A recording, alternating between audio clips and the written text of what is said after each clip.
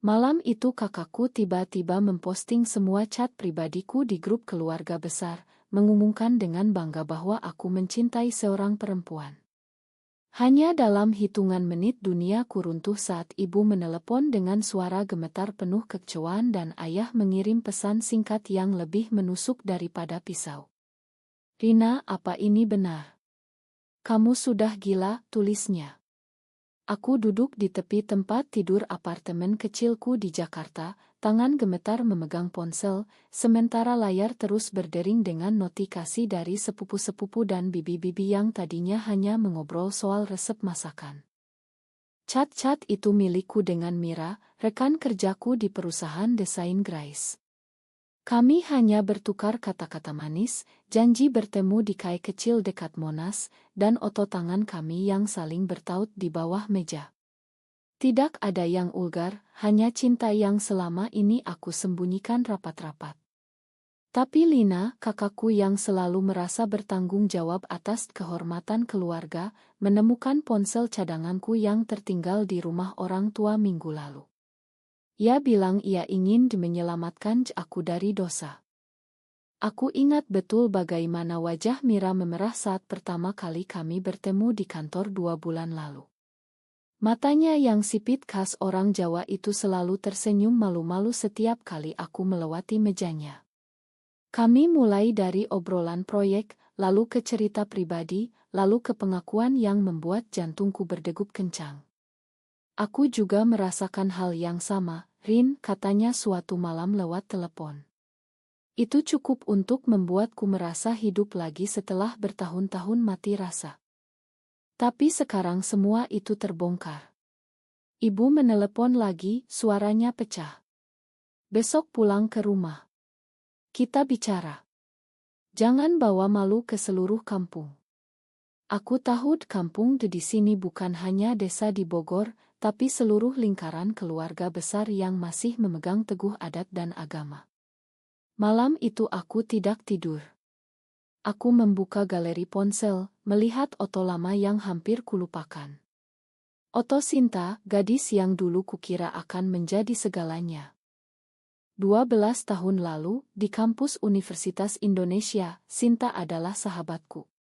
Kami bertemu di kelas sastra tahun pertama. Ia selalu membawa buku puisi Sapardi Djoko Damono dan membacanya keras-keras di taman kampus sambil tertawa. Aku ingat hari pertama kami berciuman di belakang perpustakaan, hujan deras membasahi seragam kami, tapi kami tidak peduli. "Ini salah, Rin," bisiknya saat itu, tapi tangannya justru semakin erat memeluk pinggangku. "Kami janji akan menjaga rahasia ini selamanya." Tapi keluarga tidak pernah membiarkan rahasia hidup lama. Keesokan paginya aku sudah berada di rumah orang tua di Depok, duduk di ruang tamu yang sama seperti dulu saat ayah memarahi aku karena nilai kuliah jelek. Kali ini bukan nilai, tapi pilihan hidup yang katanya akan menghancurkan nama baik. Lina duduk di sebelah ibu, wajahnya penuh kepuasan seolah ia baru saja menyelamatkan jiwa satu keluarga. "Aku lakukan ini karena sayang sama kamu, Rin," katanya sambil menyodorkan ponselnya yang masih menampilkan postingan grup. Sudah ada 47 komentar. Sebagian besar kutipan ayat Al-Quran. Ayah berdiri di depan jendela, punggungnya tegang. "Kamu tahu kan di Indonesia ini tidak boleh. Kamu mau bikin kita semua dikucilkan tetangga." Suaranya rendah tapi berat. Ibu menangis pelan, tangannya memegang tasbih. Aku mencoba bicara, menjelaskan bahwa ini bukan pilihan, tapi perasaan yang sudah lama ada. Tapi setiap kata yang keluar justru membuat mereka semakin marah. Lina menyela, "Dulu kamu juga begini sama Sinta, kan?"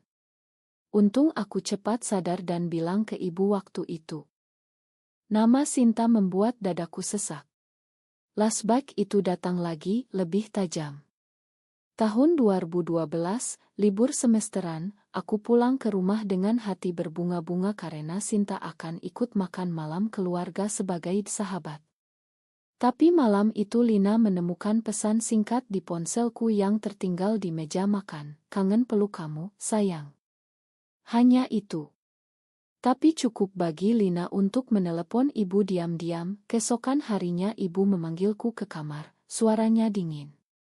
Kamu harus putus dengan Sinta. Ini bukan jalan hidup yang benar. Ayah bisa kena stroke kalau tahu. Aku ingat bagaimana aku menangis di depan Sinta di taman kampus sore itu. Ma, Sin. Kita harus berhenti. Keluargaku tidak akan terima. Sinta menatapku dengan mata yang sudah tidak lagi percaya. Kamu bilang kamu cinta aku, Rin. Tapi kamu pilih mereka. Ia pergi tanpa menoleh lagi. Seminggu kemudian aku dengar ia pindah kuliah ke Surabaya. Aku tidak pernah berani mencari tahu kabarnya. Sekarang, di ruang tamu yang sama, Lina membuka luka lama itu dengan bangga. Lihat kan, Rin. Dulu aku selamatkan kamu dari kesalahan yang sama. Sekarang aku lakukan lagi. Aku bangkit berdiri, tangan mengepal. Kamu tidak selamatkan aku, Kak. Kamu hancurkan aku. Malam itu aku tidur di kamar lama, dindingnya masih penuh poster band-band Amansma. Ponselku terus bergetar. Mira mengirim pesan, aku takut, Rin. Keluargaku juga mulai tanya-tanya. Aku tidak berani membalas. 3 hari berikutnya rumah jadi medan perang yang sunyi. Setiap makan malam terasa seperti pengadilan. Sepupu-sepupu menelepon bergantian, ada yang kasihan, ada yang menghakimi. Salah satu bibi bahkan datang dari Bogor hanya untuk memberi nasihat. Coba ikut pengajian, nak. Doa bisa mengubah segalanya, katanya sambil memegang tanganku terlalu erat. Aku tersenyum kaku, tapi di dalam hati aku berteriak. Aku mencoba menghubungi Mira lewat aplikasi lain, tapi ia sudah membaca pesan tanpa balas. Akhirnya ia mengetik, Ma, Rin. Aku belum siap hadapi semua ini. Keluargaku bilang ini dosa besar. Kata-kata itu seperti tamparan. Aku duduk di teras belakang, menatap pohon mangga yang dulu kami panjat bersama Lina waktu kecil. Dulu kami begitu dekat. Sekarang ia jadi algojo. Lina mendekat malam itu, suaranya lebih lembut. Aku tahu kamu marah. Tapi percaya deh, suatu hari kamu akan berterima kasih. Aku tertawa pahit. Berterima kasih karena kamu bikin aku kehilangan orang yang aku sayang 2 kali. Ia diam untuk pertama kalinya aku melihat keraguan di matanya. Aku memutuskan untuk mencari rekaman lama. Di laptop lama yang masih kusimpan di lemari, ada folder tersembunyi bernama Sinta. Di dalamnya ada file audio yang tidak pernah aku putar lagi sejak 2012. Rekaman percakapan terakhir kami di telepon malam sebelum aku putuskan dia. Suaraku terdengar pecah, ibu bilang kalau aku tidak putus sama kamu, ayah akan mengusir aku. Aku takut, Sin. Aku tidak mau kehilangan keluarga.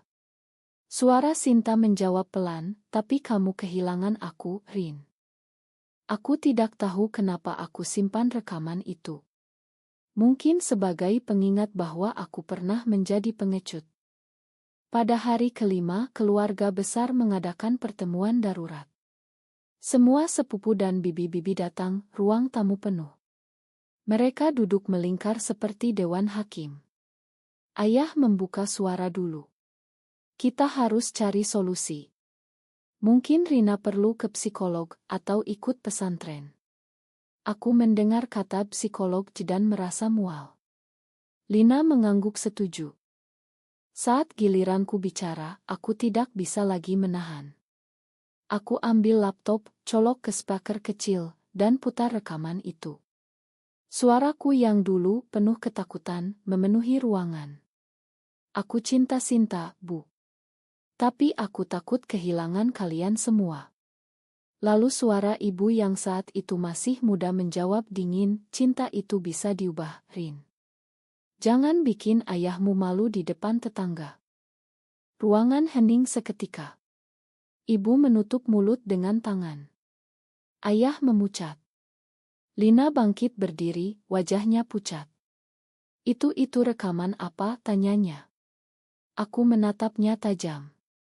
Rekaman yang kamu tidak tahu, Kak. Rekaman saat kamu bilang ke ibu bahwa kalau aku tidak putus dengan Sinta, kamu akan bilang ke seluruh keluarga besar. Lina mundur selangkah. Untuk pertama kalinya ia tidak punya jawaban.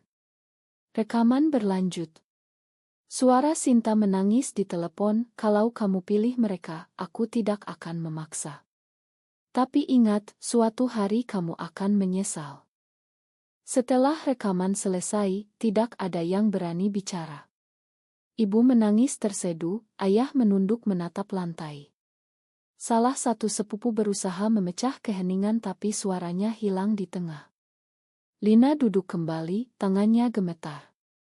Aku hanya ingin lindungi keluarga, bisiknya. Tapi kali ini kata-katanya terdengar hampa. Aku berdiri di tengah mereka semua. Selama ini kalian pikir aku yang salah. Padahal kalian yang paksa aku bohong pada diri sendiri. Kalian yang hancurkan Sinta. Kalian yang sekarang hancurkan Mira. Nama Mira membuat beberapa orang saling pandang. Aku lanjutkan, aku tidak minta kalian terima aku sekarang. Tapi setidaknya berhenti menghakimi aku seolah aku monster. Malam itu rumah sepi sekali. Aku mendengar ibu menangis di kamar. Ayah keluar ke teras, merokok satu batang demi satu. Lina tidak keluar dari kamarnya. Aku menelepon Mira lagi. Kali ini ia angkat. Aku dengar semuanya dari teman kantor, katanya pelan. Kamu berani banget, Rin. Kami bicara sampai pagi. Untuk pertama kalinya setelah bertahun-tahun, aku merasa tidak sendirian. Keesokan harinya aku pergi ke Surabaya. Aku harus menemui Sinta. Alamatnya aku dapat dari teman lama. Ia sekarang bekerja di sebuah penerbit buku kecil. Saat kami bertemu di kai dekat pantai, Sinta masih sama cantiknya, tapi ada garis kesedihan di sudut matanya. Kamu akhirnya datang, katanya sambil tersenyum tipis. Kami bicara berjam-jam. Ia cerita bagaimana ia hampir putus asa dulu, tapi akhirnya bangkit. Aku tidak benci kamu, Rin. Aku hanya sedih karena kamu pilih ketakutan. Aku minta maaf, air mata jatuh tanpa bisa dicegah. Ia memegang tanganku. Mungkin sekarang waktunya kamu pilih diri sendiri. Pulang ke Jakarta, aku merasa berbeda. Keluarga masih diam saat aku masuk rumah. Ibu memasak makanan kesukaanku tapi tidak berani menatap mataku. Ayah hanya mengangguk pelan dari kursinya. Lina menghindar setiap kali kami berpapasan. Mereka tidak berani lagi memandangku, seolah wajahku mengingatkan mereka pada kesalahan yang selama ini mereka tutupi. Aku pindah ke apartemen baru bersama Mira. Kami tidak lagi sembunyi.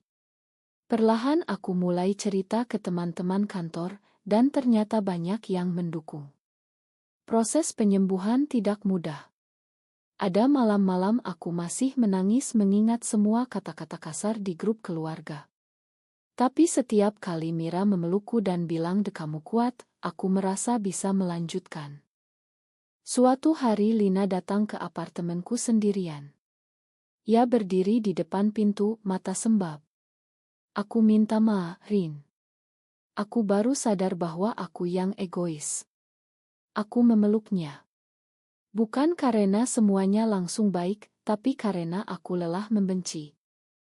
Sekarang aku hidup dengan lebih jujur. Aku masih mencintai keluargaku, tapi aku juga mencintai diriku sendiri. Perjalanan ini panjang dan penuh luka, tapi setidaknya aku tidak lagi lari. Apakah aku salah karena mencintai sesama jenis, atau justru keluarga yang salah karena menolak menerima anak mereka apa adanya?